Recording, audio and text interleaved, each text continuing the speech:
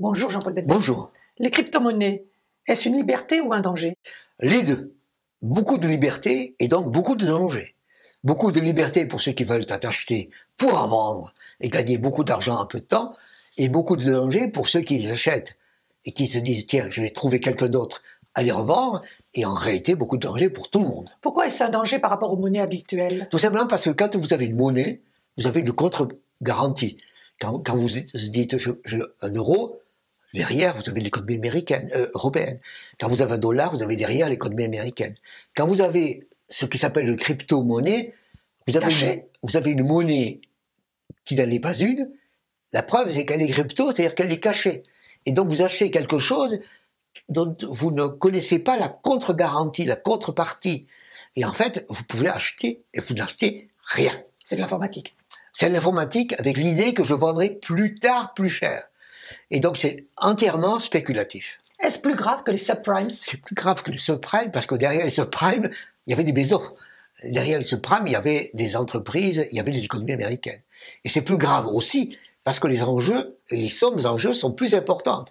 Aujourd'hui, la capitalisation boursière des crypto-monnaies, comme on dit, dépasse celle des subprimes. Autrement dit, on achète plus, on investit plus en quelque chose qu'on ne connaît pas que dans quelque chose qu'on connaissait, même si c'était trop cher, qui étaient des maisons. Pouvez-vous nous donner quelques noms?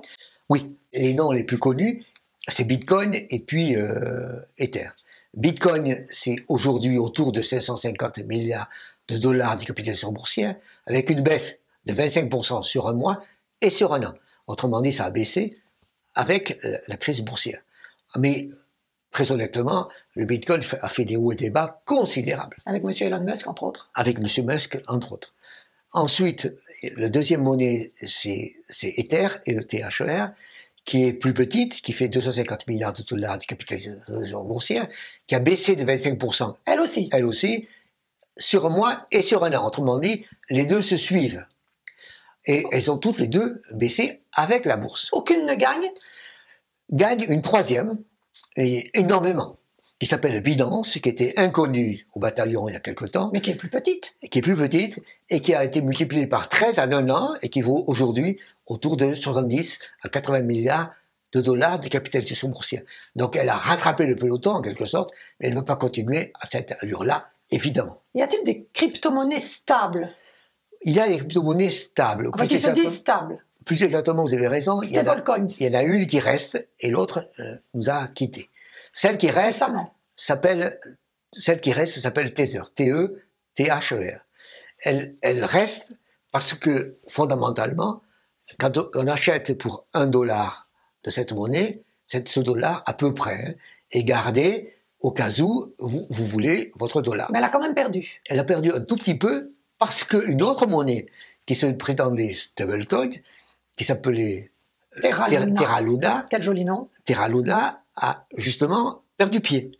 Et perdu pied avec la crise, en particulier d'Ukraine, de 0,3% en un jour. Vous me direz, mais c'est rien. Ça semble peu, oui. C'est rien dans cet univers fou. C'est rien, sauf si vous ne deviez pas faire ça.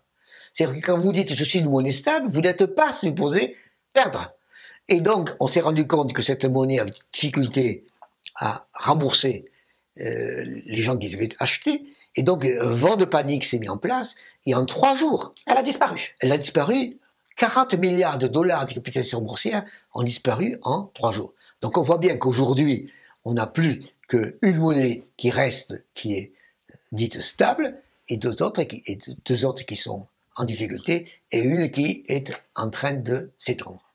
Et que faut-il faire pour éviter tous ces problèmes? Les réguler. C'est-à-dire qu'on a, à l'heure actuelle, une sorte de Far West, comme tout le monde dit, hein, dans cet univers-là, qui est un univers sans foi ni loi. Sans foi, peut-être, sans loi, sûrement. Et c'est là qu'il y a un risque énorme, et c'est là que la liberté, c'est bien, le danger, c'est encore plus grave. Donc attention au futur. Attention au futur, peut-être proche. Merci Jean-Paul Betbez. Je vous invite à vous abonner, je vous invite à liker, je vous invite à en parler, je vous invite à faire des commentaires. Donc, je vous invite. Merci.